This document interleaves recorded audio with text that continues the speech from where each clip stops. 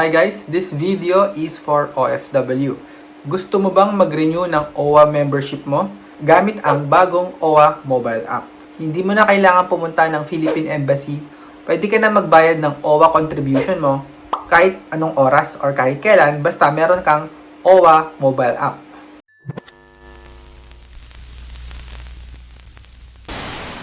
Before we start, ito yung mga requirements.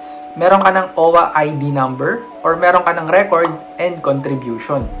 Next, ikaw ay existing OFW, merong verified work contract, work visa, and OEC.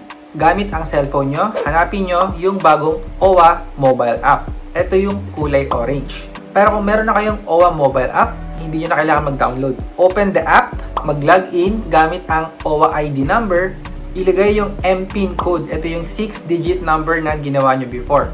Kung hindi nyo maalala kung ano yung OWA ID nyo or MPIN code, it will be in a separate video. So pag nakalagin na kayo, click nyo yung membership info. Makikita nyo naman dito guys kung active ba yung OWA nyo or hindi.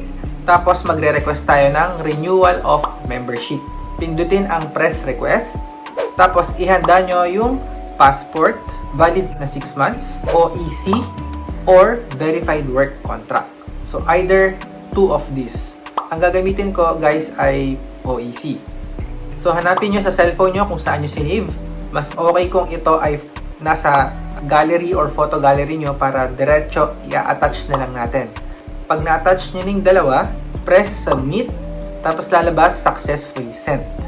I'm not sure gano'n nyo katagal hihintayin yung pagbayad dito, pero ang ginawa ko kasi, hinintay ko muna ma-process yung OWA request ko. So, after 1 day nga, so nag-login ako ulit, chinek ko yung OWA status ng membership ko. So, kung naalala nyo, yung una, di ba, send request. Ngayon, renew membership na. Naging color green na rin yung text. So, i-click nyo tong renew, choose I accept the terms, tapos click nyo lang yung land bank icon. Ito lang naman kasi yung pwede nyo pagpilian. Tapos lalabas dito yung information nyo sa OWA.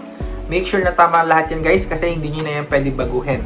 This is just a review kung ano yung information nyo. Scroll down, sagutan lang natin yung mga kulang. Ito yung contract duration. Ilang years ba yung work contract mo? Piliin nyo na lang yung sagot dito. Position or job title. So ito yung trabaho nyo base sa work visa. Actually, kung ano yung information nyo dito, yun din dapat yung nasa OEC. Yung job title, employer, and work duration. And I almost forgot yung job site, kung saang country ikaw nag-work. Kapag okay na, press submit.